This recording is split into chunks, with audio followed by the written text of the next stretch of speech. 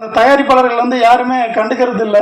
ஏன்னா சமீபத்தில் நம்ம எல்லாருக்குமே தெரியும், ராஜனனுடைய ராஜனன் மறைவு வந்து மிகப்பெரிய ஒரு இழப்பு. அதுக்கு முன்னாடி ஆர்பி சௌத்ரி சார் இருந்தாங்க, அது ஒரு மிகப்பெரிய இழப்பு.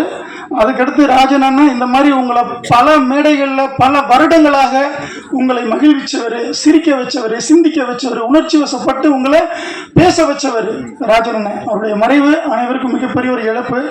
அந்த மறைவில் ஒரு தயாரிப்பாளர் மறைஞ்சிருக்கிறாரு. ஆனால் அதுக்கு மக்கள் அவ்வளவா வரலை. அரசியல் பிரமுகர்கள் வந்தாங்க, தயாரிப்பாளர் நாங்கள் கிடந்தேன், ஒரு பர்டிகுலர் பீப்புள்ஸ் மட்டும்தான் வந்தாங்க. ஆனால் எல்லாரும் வரல. ஆனால் எதுக்காக இதை நான் சொல்ல வரேன்னா அன்பண்ண, ஏன்னா நீங்கள் நிறைய போராடிட்டு இருக்கீங்க, இன்னொரு ராஜன் அண்ணன் நீங்கள். ஸோ இந்த இடத்துல ஒரு நடிகர் தப்பாக நினச்சிக்கிடாதீங்க. அந்த ஏஜில் அண்ணன் ஏஜிலேயே ஒரு நடிகராக இருந்து ஒரு தவறு நடந்திருந்தால் ஒட்டுமொத்த திரையுலகம் திரண்டு இருக்கும், மிகப்பெரிய ஊர்வலம் நடந்திருக்கும், அவர்களுக்கு இறுதி சடங்கு நடத்தி இருப்பார்கள். இந்த இடத்துல நான் பேசக்கூடாது, வேதனை எனக்கு. ஏன்னா அந்த சண்மாசர் சொன்னார், தயாரிப்பாளர்லாம் ஒன்றும் இல்லை, இன்னைக்கு இந்த வடமஞ்சு வரட்டு இல்லைன்னா இந்த இயக்குனர் இல்லை, இந்த இயக்குனருடைய படைப்பாற்றல் இல்லைன்னா இந்த படம் இல்லை, அசோகன் இங்க இல்லை, இங்க அன்புச்செல்வன் இல்லை, சம்பத்தன் இல்லை, கூசுரசன் இல்லை, இந்த மேடையில ஒட்டுமொத்த திரையுலகம் திரண்டு இருக்குன்னா அதுல நானும் இல்லை, நீங்களும் இல்லை. அப்ப எல்லாத்துக்கும் மூல காரணம் தயாரிப்பாளர்களை வந்து வேல்யூ பண்ணுங்க, அவங்கள மதிங்க. ஒரு இன்னைக்கு வந்து நம்ம ஹீரோவை பார்க்குற உச்சத்தில் தயாரிப்பாளர்களை பாருங்க. ஏன்னா ஸ்கிரீன்ல பார்க்கறது ஆடியன்ஸ் பார்த்துட்டு போட்டோம். ஆனால் நம்ம எல்லாமே இண்டஸ்ட்ரிக்குள்ள இருக்கிறோம், மீடியாக்களும் சரி, இந்த சினிமாவில் இருக்கக்கூடிய ஹோல் டெக்னீஷியன்ஸ் ஒரு எல்லாமே உங்களுக்கு இந்த அமைப்பில் இருக்கக்கூடிய வெப்சைட் எல்லாருமே சரி, எல்லா ஊழியர்களும் தொழிலாளர்களும் தொழில் வல்லுநர்களும் தயாரிப்பாளர்களை வந்து வேல்யூ பண்ணணும். ஸோ இந்த படம் மஞ்சு விரட்டு படம் மாபெரும் வெற்றியடைய வேண்டும் என்று மனதார வாழ்த்துக் கொள்கிறேன். ஒரு சிறு பதிவு தான். அந்த நம்ம அண்ணனை பற்றி சொன்னேன், ராஜா அண்ணன் இந்த மேடையில் என்னை பற்றி நிறையா பேசியிருக்காரு. அவருடைய இழப்பை சரி கட்ட முடியாது. ஆனால் அவரிடம் இருந்து வாங்கியிருக்கக்கூடிய பண வகைகள், முதலீடுகள் எதற்காக இறந்தார் என்பதை அவருடைய குடும்பமே வந்து அதை முன்னிறுத்தி உங்க எல்லார்ட்டையும் பகிர்ந்திருக்காங்க. எல்லா தொகைகளையும் அந்த வரக்கூடிய பல கோடி ரூபாய் பணம் யாருன்னு என்கிட்டயே பல முறை லிஸ்ட்டை காட்டியிருக்காரு. ராஜண்ண பல முறை லிஸ்ட்டை என்கிட்ட காட்டியிருக்காரு. நான் சொன்னா நல்லா இருக்காது, அவங்க குடும்பத்து உறுப்பினர்கள் விரைவில் சொல்லுவாங்க. மனசாட்சியோட அவர் ஆத்மா பழி வாங்குறதுக்குள்ள கொண்டு போய் திரும்ப கொடுத்துருங்க, நல்லா இருப்பீங்க.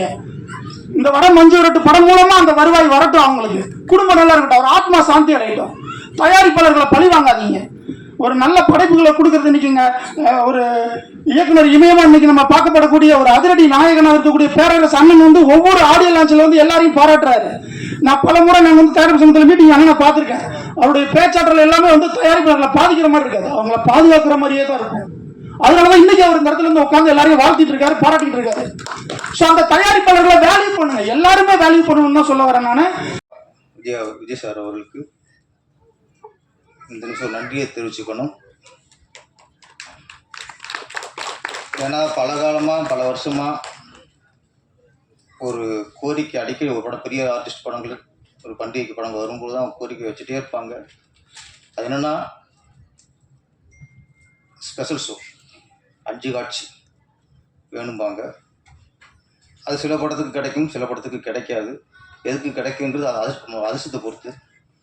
இன்னைக்கு ஒரு அறிக்கை விட்டாங்க, அனைத்து படத்துக்கும் 5 காட்சிகளுக்கு ஓகே பண்ணிட்டாங்க.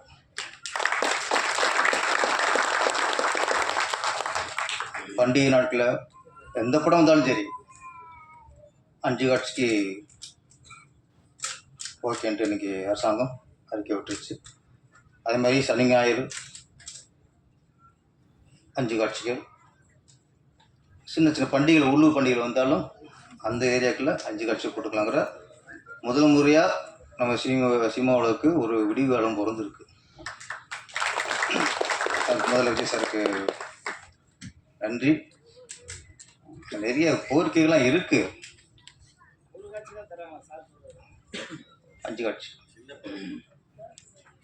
நீங்க அது அப்புறம் நீங்க எல்லாத்துக்கும் குறைகிட்ட சார், விஜய் சார் விட்டுருங்க சார்.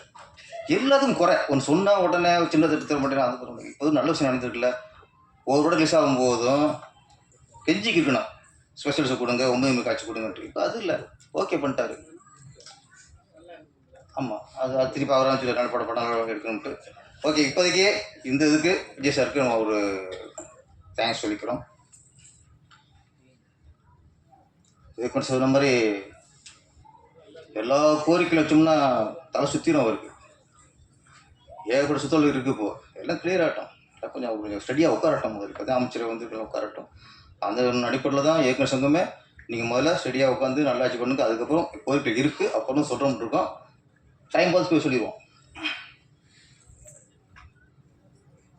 வடம் மஞ்சு விரட்டு, வடம் அது இப்படி மாற்றலாமா பாரு. என்னடா விஜய் சாரோட சொல்லல, இவர்கிட்ட எனக்கு மாற்ற சொல்கிறாரே அப்படின்னு. இல்லை சார் கொஞ்சம் இப்படி வந்தால் கொஞ்சம் ரசிப்பாம்பாங்க. சரி சொன்னதான் மாற்றிட்டேன். ஏன்னா அம்மா புது இயக்குனர் இல்லை, அதனால் இன்றைக்கும் திருப்பாச்சி பார்த்து நம்ம யூனிட்டு மெட்ரு சிவா கலந்துக்க முடியுமா என்னங்கிறது எனக்கு மிகப்பெரிய கஷ்டமாக இருந்துச்சு. ஒரு உண்மையை சொல்கிறேன், ஒரு முயற்சியை சொல்கிறேன். தஞ்சாவூரில் காலையில் ஒரு கல்யாணத்தில் இருந்தேன். 9 to 10 கல்யாணம். அதுக்கப்புறம் சம்பந்தமாக முடித்து 11:45க்கு காரை எடுத்தேன். பழனிசாமி எனக்கு ஃபோன் பண்ணார். வர முடியுமா முடியாதுங்கிறது எனக்கு தெரியாது. சத்தியமாக ஆண்டு மேலே சொல்கிறேன், எனக்கு பொய் சொல்ல தெரியாது. நான் கார் ஓட்டிட்டு எல்லோரும் பார்த்துட்டு என்னோட வந்திருக்காங்களா. 11:45 எடுத்தேன். 4:45க்கு பெருங்காலத்தூர் வந்துட்டேன். 12:45 எடுத்தேன். நம்ப மாட்டேங்க, 4 மணி நேரத்தில் வந்திருக்கேன். ஃபோன் பண்ணார், சார் நீங்கள் எப்படியாவது வந்துடணும். ஏன்னா என்னுடைய முயற்சி நம்பிக்கை எல்லாமே இதுதான். நீங்கள் நம்பலாம் சரி 4 மணி நேரத்தில் தஞ்சாவூர்லேருந்து வந்து நான் வந்து நின்று இந்த பக்கத்தில் குளிச்சுட்டு நேரம் வந்து கலந்துருக்கேன். இது நீங்கள் நம்பினாலே எங்கள் அம்மா மேலே நானே சொல்கிறேன் சத்தியமாக. எங்கள் அண்ணன் நான் கார் எப்படி ஓட்டு வந்து போனேன். என் மாமனார், என் மாமியார், என் குழந்தைய எல்லாருமே உயிரை கையில் பிடிச்சி உட்காந்தாங்க. போய் ஊர் சேருவோமா சேர மாட்டோமான்னு. ஆமாம், யாரும் பயந்துட்டு நான் என்கிட்ட கேட்டால் திட்டுவார் வைவார் சொல்லிட்டு கீழே இறங்கணுன்னு என் பையன் சொல்கிறார், தம்பி பேராண்டியே உங்கள் அப்பா வந்து. ஏன்னா இந்த முயற்சி இருந்தால் தான் சினிமாவில் நம்ம சாதிக்க முடியும். அப்படி தான் இந்த பழனிசாமி வந்திருக்காரு. 2 வருஷமாக அந்த படத்தை எடுத்திருக்காரு. எனக்கு இந்த படத்தை பார்க்கும்போது பருத்தி வேலைங்கிற ஞாபகம் தான் வந்துச்சு. அப்படியே தம்பி அசோக் வந்து கார்த்தி மாரியே இந்த கையில் கட்டி டான்ஸ் ஆடும்போது எனக்கு தான் அப்படி மைண்டில் ஓடிச்சு. அது யாரும் உதவி சார் தெளிவாக சொல்லுவார், பேர் சொல்லுவார். ஏன்னா ஒவ்வொருத்தவங்களும் சினிமாவில் ஏமாத்தாமல் வந்தீங்கன்னா நீங்கள் ஆரி உதயகுமார் சார் வரலாம், பேர சார் மாரி வரலாம், ஏன் சூப்பர் ஸ்டார் மாரி வரலாம். இன்றைக்கி ஒன்றும் இல்லை, நீ முதலமைச்சர் யாருன்னு நீங்கள் பார்த்துங்க. அந்த சொன்னது நான் மட்டும்தான். அரசியல் பேசக்கூடாது, இருந்தாலும் நம்ம போட்டு சிஎம் சார் நன்றின்னு. மார்ச் 27 இதே மீடியாவில் நான் தான் சொன்னேன், தமிழ்நாட்டில் யாருமே தனிச்சு ஆட்சி அமைக்க முடியாது, கூட்டணி ஆட்சி தான் வரும் அப்படி சொன்னேன். அதேமாரி விஜய் 100 சீட்டு வருவார், யார் வேணுமாலும் எழுதி வச்சேன்னு சொன்னேன். என்னெல்லாம் கிண்டல் பண்ணாங்க, இவர் ஏதோ சும்மா சொல்கிறாருன்னு.